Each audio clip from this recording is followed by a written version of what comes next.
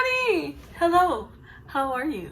How are you doing this beautiful Monday evening? I hope you have an amazing start of the week and that your whole week keeps going as amazing as you are.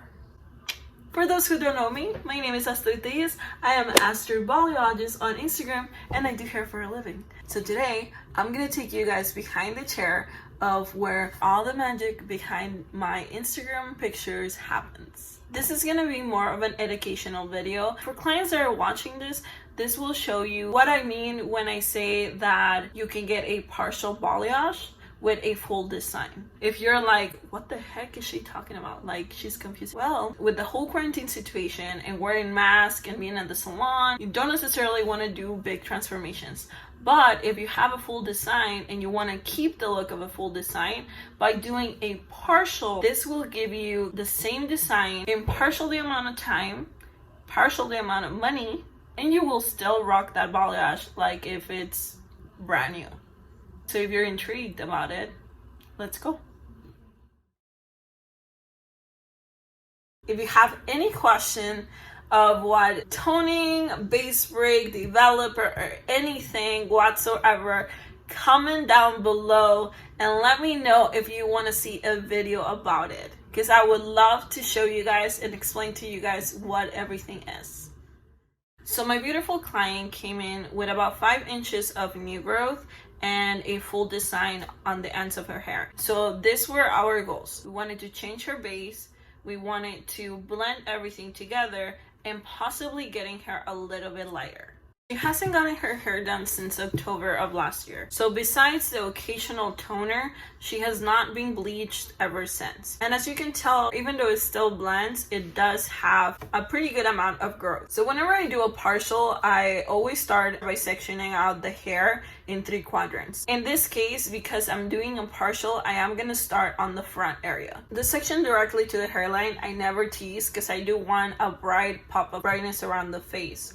However, the second section right behind it, I do tease just to give more of a blend behind that bright piece of color. In her case, even though we do break her base, she does like a lot of dimension. So I do subsections of about 1 inch to 1.5 inches, depending on the thickness of her hair.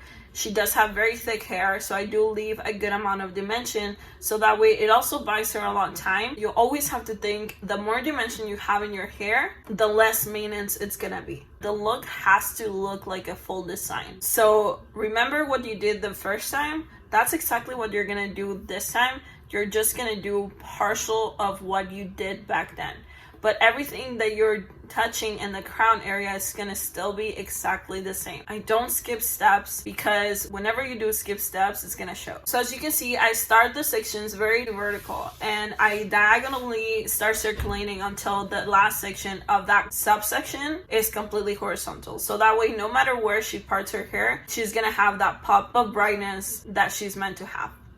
If in my sections I see a big piece of darkness on the bottom of the hair, then I will go and pick at the little sections of dark hair that just doesn't fit with the lightness that I want to achieve. Because I like a very symmetrical money piece and we're doing more of a partial, I do leave about 2 inches off of the front because that's where my money piece is gonna be. She does like a very bright, thick money piece, like those money pieces that everyone's using right now. And depending on the end result of what the client wants, that's how much teasing or non-tease I'm gonna go ahead and do for the section. How thick it is and everything, you always have to talk about it during the consultation. You don't want to give someone a very heavy money piece just because it's trendy.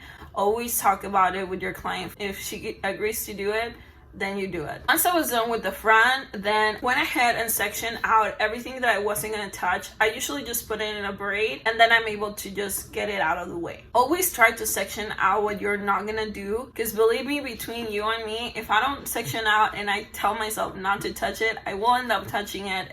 And I like to be very symmetrical. So wherever I place one foil in the right side, I will place it on the left side.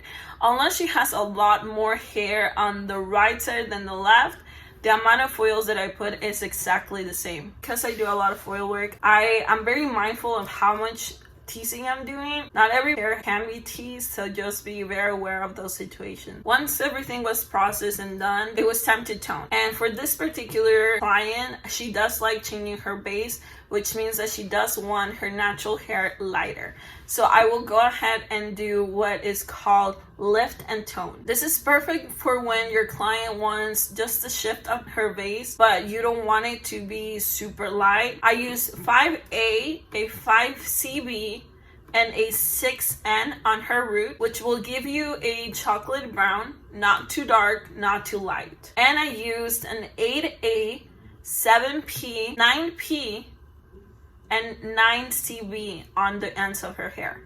This will be able to cancel out any yellow under pigment, but still give her a natural look. And because I'm doing the root a little bit darker than the rest of her hair, it's gonna grow out and it's gonna give her that seamless grow out when her dark hair starts growing out. I always start by doing the root, and then after everything is done, I brush it out and I drag it down so that way it blends a little bit more. And then I will connect both colors and really saturate the hair.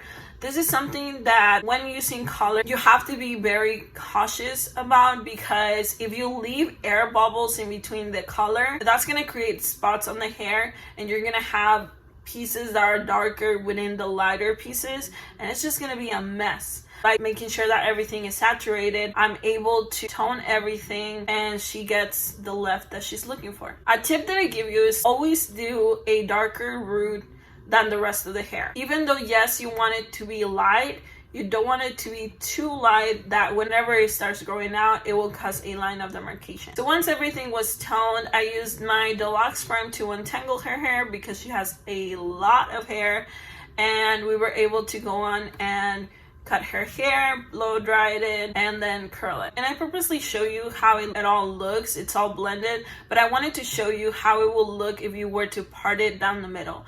Even though I didn't touch her highlights in the middle, I still dyed that dark hair in the bottom lighter, so that way it still blends with her hair.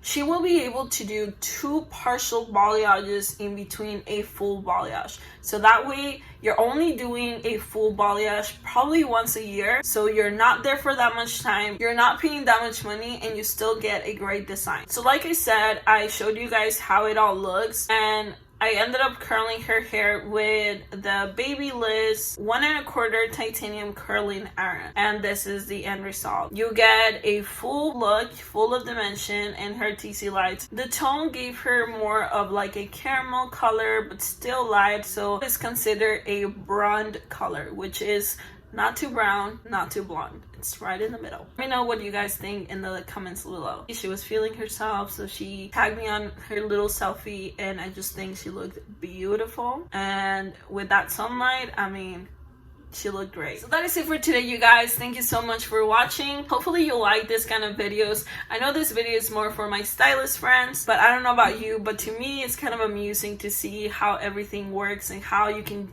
get a change from A to Z in no time. I mean, it does take time because it took me like 5 hours, but you get to see it in less than 10 minutes. So how awesome is that? Let me know if you like this kind of videos and if you want to see more of what's going on behind the chair. I absolutely love recording everything, and I usually do record a lot and post it on my Instagram, but I would love to explain a little bit more in depth of what everything means and how much work it is to get all those beautiful colors that we all post and love. If you like this video, please don't forget to subscribe to my channel, give this video a thumbs up, and ring the notification bell so that you're notified every time I post a video.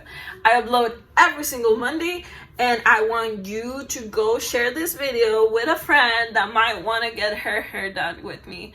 Don't forget to follow me on my social media and my hair Instagram, Astridbalayages, where I share my passion for color through awesome pictures and pretty cool videos.